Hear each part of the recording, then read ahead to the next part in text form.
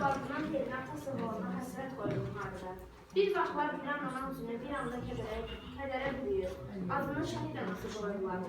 Şəhidlər ölmür deyirlər. Bəli, necə ki şəhidlər ölmür. Şəhid anasının ürəyində yanan alov sönmür. O hər səhərinə o su satır. İllərlə böyük sevgi ilə minlə böyütdüyü oğulsuz. Bax, mən buna görə müharibə istəmirəm. Bəs atasız şəhid olan balacalar, onların günahı nədir? Güclü, onları qoruyan ata obrazı indi yalnız onların xəyalını bəzəyir. O, övladlarından gizlin ağlayan, alnısını onların üzünə gülərək izlədən şəhid qadını düşünürəm. İndi o tək veriləcək şəhidinin yadigarını. Müharibəyə, həyatda səsədə göz açmış uşaqları, ömürlük tutmalı balıqlara bilmirəm. Uşağın körpə bədənlə güllə yedirdən əskərlərədir.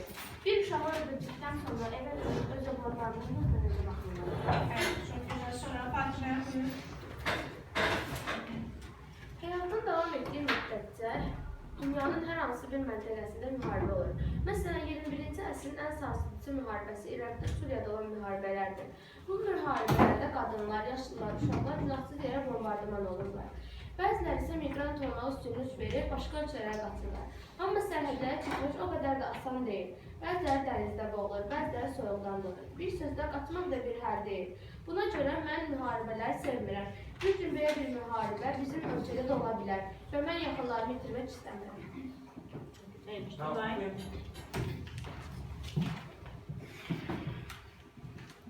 Müharibə, ədalətsizlik, adasızlıq. Mən müharibə istəmirəm sözündə bağıra-bağıra desəm belə 2-3 gün unutdular və ya məni saymazlar. Mən kiməm ki? 20% torpağa itirilmiş, ədalətsiz və böyük dövlətlərin göstərdiyi dillər içərisində ümidlərlə inanan dövlətin vətəndaşıyam. 24 ildir eyni yalanlara düçar olmuş aciz bir vətəndaşam. Müharibə istəməmlə əlaqə ədalətsizlik olmağını da istəmirəm. Düzdür, bu sözləri şablon olaraq söyləyənlər də var. Lakin müharibənin və ədalətsizliyin olmaması üçün səy göstərmək lazımdır. Tək əldən səs çıxmaz, gərək birlik olsun ki, səs-küy yaransın.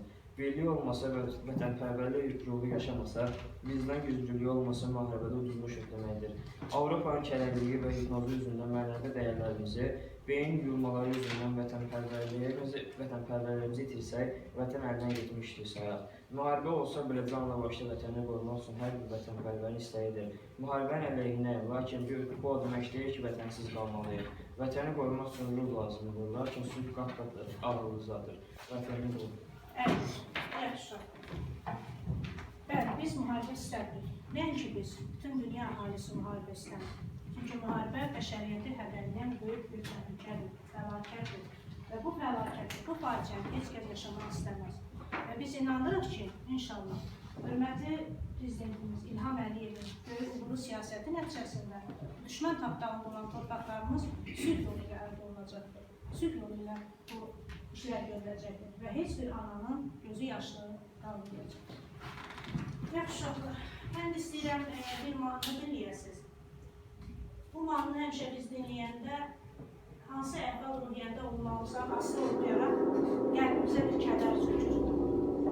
Dərdlərimiz təsəllidir. Əvvəlcə mahnı dinləyək.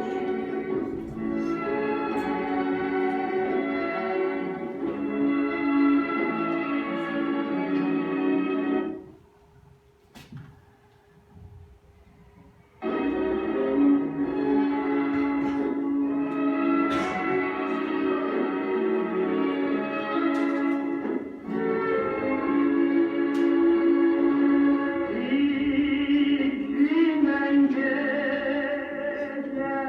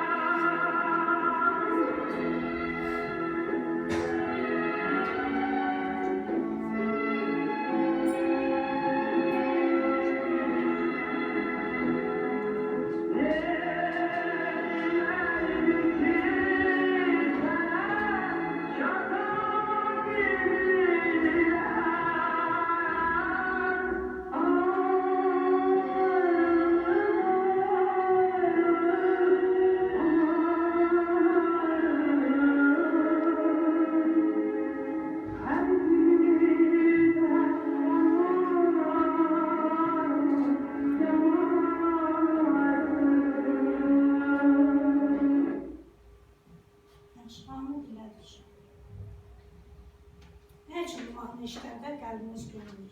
Hansı dərdinizi bizə xatırladır? 19-cu əsrdə Azərbaycan iki dövlət arasında bölünmüşdür. Parçalanmış torpaqlarımız, sonra ayrı düşmüş soydaşlarımız, Cənubi Azərbaycan. Yaxşı, Cənubi Azərbaycanda Təbriz haqqında biz nələri bilirik? Kimdir? Bilirsiniz ki, Təbriz Azərbaycanlıların mənəvi şəhəridir. Və qədim dövrlərdən Azərbaycanın paytaxtı olmuş. Tarixi biliklərinizi yada salın. Nə zaman? Ağqoyunlu vaxtında Qaraqoyunlu, Səfərlər. Düzdür, Qaraqoyunlar dövləti, Sağqoyunlar, Səfərlər dövləti zamanı əyləş. Hansı sənəti ilə Təbriz daha çox tanınırdı? Xalçaçılıq bilirsiniz ki, Təbriz xalçaları bütün dünyada məşhurdur. Cənubi Azərbaycan bir sıra görkəmli sənətkarlar yetişdiribdir. Kimlərdir? Qəfər Təbrizi, Ünvan Təbrizi, Sərq Təbrizi. Əyləş. Sonra Cənubi Azərbaycan dünyaya göz açan sənətkarlarımız oldu. Sonradan Bakıda yaşasalar, Azərbaycanda fəaliyyət göstərsələr də. Mirzalan Paşayev, Mirzə İbrahimov. Mirzə İbrahimov, düzdür, əyləş. Yaxşı uşaqlar, biz Cənubi Azərbaycan mövzusunda bir sıra əsərlər keçmişik. Yəni, onları yadımıza salaq. Hansı əsərləridir? Azad hekayəsi, sonra Məhəmməd Hüseynin Azərbaycan dövləti kimi keçmişdir, düzdür. Uşaqlar, Cənubi Azərbaycan mövzusu elə bir ümumiyyətlə şair yazı tapmaz ki, onun yaradıcılığında Cənub mövzusu öz əksini tapmasın. Və Cənub mövzusuna müraciət edən sənətkarlarımızdan biri də Süleyman Rüstəm olmuşdur. Yaradıcılığa 1920-ci illərdə gələn Süleyman Rüstəm deməli, ədəbiyyatımızda Sovet poeziyasının görkəmli yaradıcılarının biri hesab olunur. Onun yaradıcılığında Cənub şeirləri xüsusi əhəmiyyət daşıyır. O, hətta 1985-ci ildə Cənub mövzusuna yazdığı şeirləri bir toplu halında Təbrizim adı altında çap etdirmişdir. Və bura dəymə, elmə dəymə, zindan, ayrılıq, yad gül dərə bilməz çəmənimdən, həsrət çəkilən və s. mövzulu Cənub mövzulu şeirlər qələmə almışdır. Süleyman Rüstəm haqqında ümumiyyətlə bizim 5-ci sinifdən üzvləri onun həyat tərəzi haqqında elə bir məlumatımız yoxdur. Ona görə mən istəyirəm ki, onun həyat tərəzi haqqında qısa bir məlumatı dinləyəsiniz.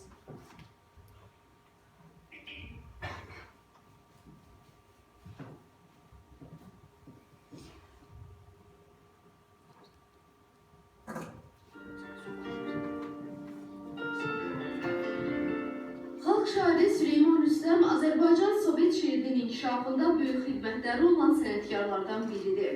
Onun yaradıcılığında yeni həyatın və inqilabın tərənnümü, eləcə də Cənub mövzusu mühüm yer tutur. Süleyman Rüstəmin yazdığı bütün əsərlər isə sevgidən, inamla qaynaqlanır. Onun hər bir əsəri ədəbiyyatımızın solmayan səhifələrini təşkil edir. Təsadüfi deyil ki, sənətkar 20-ci əsr Azərbaycan poeziyasının coşqunluğu, novator şairlərindən biri olur. O, yaradıcılığında Azərbaycanın bütün dilbər köşələrini vəsf edir. Elə buna görə də vətənə, torpağa məhəbbət, əməyə qiymət onun poeziyasının mayasını təşkil edir. Süleyman Rüstəm 1906-cı il 12 mart tarixində Bakıda Kasıb Dəmir çarəsində dünyaya göz açır.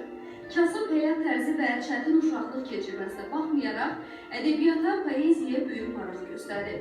Fərqlə, kəndlə əməyinə, torpağa və zəhmətə qiymət verməyi poeziyasını işıqlandırır.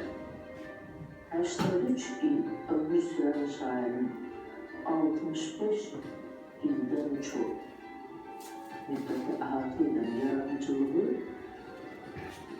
çox yüzlərlə şeirlərdən, poemalardan, drama əsərlərindən ibarətdir.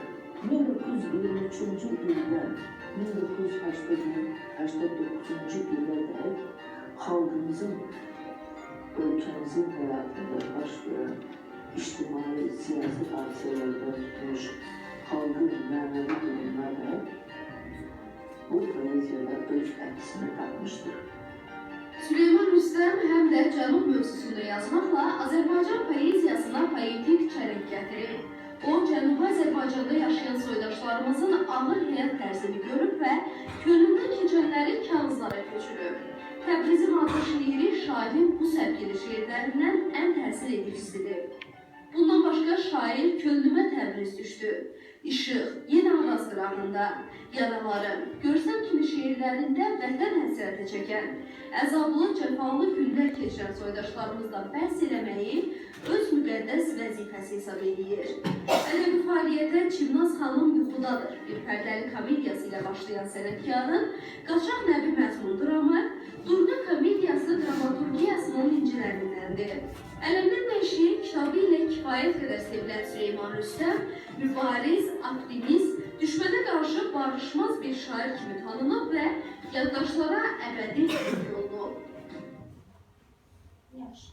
Süleyman Rüstəm haqqında qısa bir məlumatla tanış oldunuz. Uşaqlar, belə bir sualım var sizə. Sizcə Cənubi Azərbaycana və Təbrizə həsr olunan əsərlərdə hansı məsələlərə önəm verilir? Birinci, Ayrılıq mövzusu. ayrılıq ola bilər. Sonra həmçə, Vətənpərvərlik, ağırlıq, düzdür, vətən həsrəti, vətən həsrəti, vətən məhəbbəti, düzdür, azadlıq uğrunda mübarizə yazılır. Azad hekayəsini keçərdə, burada Azad və Fərqanın, azadlıq uğrunda xalqın mübarizə öz əksini tapmışdır. Yaxşı, açın kitabları biz bugün sizinlə Məsud bizim şeirini keçəcəyik. Baxdıqca üstünə doymur gözüm. Təbrizim, Təbrizim, gözəl Təbrizim. Qoymaram yadları girsin qoynuna. İzin ver qolunu salın boynuna. Sənin bayrağına, sənin boyuna. Biri bir, qanı bir, qardaşın gəlir. Dərdinə aşina, sirdaşın gəlir. Sən çıxdın qarşıma duzla, çörəklə. Bağından dərdiyin güllə, çiçəklə. İkiyə bölünməz, saf bir ürəklə. Təbrizim, Təbrizim, aman Təbrizim. Yox olsun başından duman, Təbrizim. Ağlasan ağlaram, gülsən gülərəm. Yaşasan yaşaram, ölsən ölərəm. Varımı səninlə yanıb ölərəm. Gəl bir də üzündən öpüm Təbrizim. Başına gül çiçək səpim Təbrizim.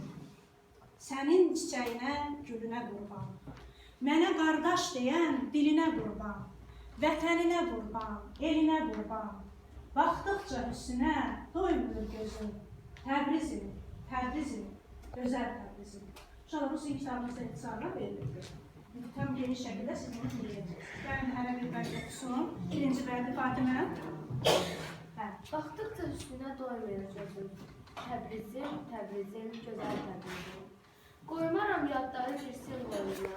İzin ver qolumu salın boynuna. Sənin bayramına, sənin toyuna, dili bir, qanı bir, qardaşın gəlir. Dərdinə aşina, sirdaşın gəlir. Leyla, ikinci bənd. Sən çıxdın qarşıma duzla, çörəklə. Bağımda dərdiyin Bağımdan dərdiyin. güllə, çiçəklə. İkiyə bölünməz saf bir ürəklə. Təbrizim, Təbrizim, aman Təbrizim. Yox olsun başından duman Təbrizim.